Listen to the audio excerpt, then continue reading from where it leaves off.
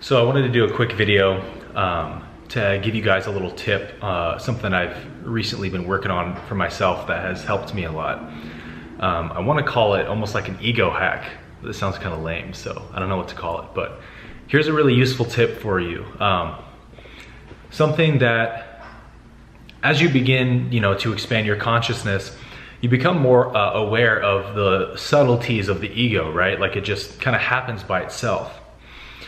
And one of the subtleties that I've become really aware of lately is the way that the ego always has, it's sort of like a mechanism that's running all the time.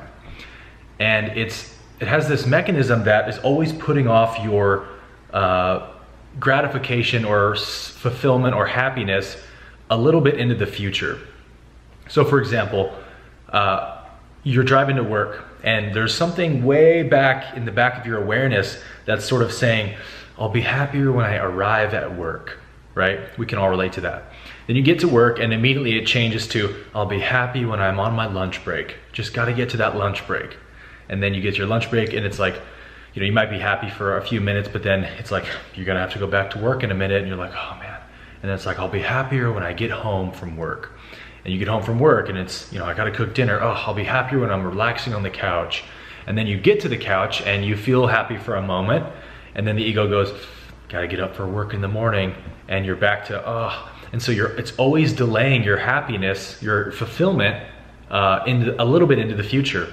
And this is just literally, an evolutionary mechanism. It's biology keeping you running, playing the human game, keeping you out there, surviving, reproducing, eating, etc. It's got to keep you looking for the next thing. And as a result of that, you never feel that total relaxation into the present moment, which brings the bliss of the present moment. And so I've sort of devised a strategy that's worked really well for me, and I want to share it with you guys. And what it is sort of like beating the ego at its own game. So the ego is always saying, what about the next moment? What about the next moment? And so what I do when I recognize it happening is I say back to the ego, and then what? That's it. And when you just investigate the thought, when you investigate what the ego is handing you for a second and question it, it collapses very quickly. It's a paper-thin illusion. The ego is saying, when I get to work, then I'll be more happy than I am now. And then you say, and then what? Then you'll be on to the next thing again.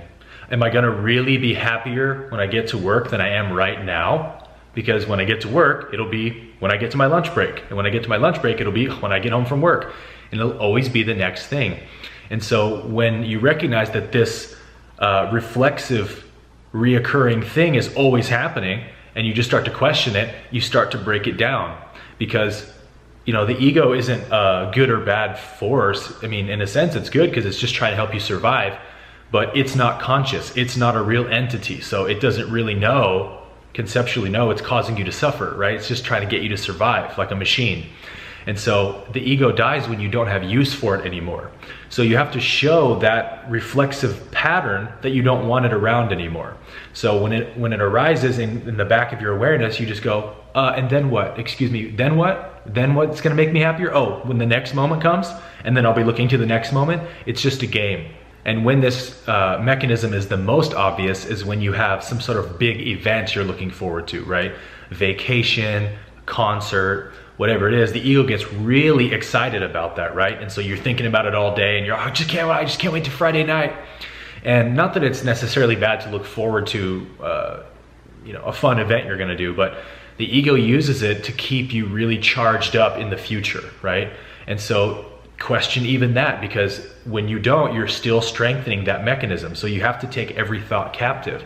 So say, okay, and then what? I'm gonna be, let's say you're right, ego, I'm gonna be ecstatically happy at the concert or the vacation. But then the moment's gonna end and I'm gonna go back to ordinary life. And then will I be miserable again? How much longer am I going to delay my happiness? And then you can see clearly that, okay, I can be just as happy in this moment doing whatever I'm doing. And when I get to that concert or that vacation, I'll be equally as happy and I'll just be on vacation. It's really so simple that it's almost, the ego's like, it can't be that simple. You can't just be happy all the time independent of circumstance. You know, your happiness must be dependent on circumstance. And so when you start to recognize that your happiness belongs to you and you alone, and it's not dependent on your circumstances or events or possessions or attachments, then then you can move through life freely, and you can be just as happy standing in the line at the grocery store as you are on vacation. And so it becomes pretty obvious that your happiness, it was never dependent on a circumstance, but it's simply because you believed that it was, that you allowed the ego room to cover up or contaminate the natural essence of what you are, which is joy, which is happiness, which is bliss. The nature of being is joy, lightness, freedom. It's just that simple. You don't need anything to be happy, but you do need something to be sad or depressed. You have to have a thought to be depressed. You have to have an idea to be unhappy.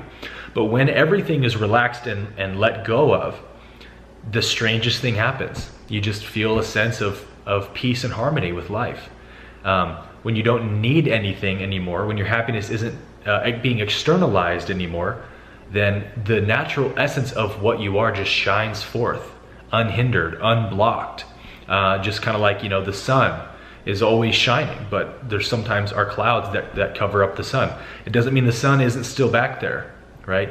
And so you have to figure out what clouds are covering your sun, right? As cheesy as that sounds. What ideas are you empowering with your belief that are delaying your happiness somewhere in the future? Even if it's always 5 minutes into the future, you're still delaying your happiness. And happiness isn't a future moment. Happiness is now. So beat the ego at its own game.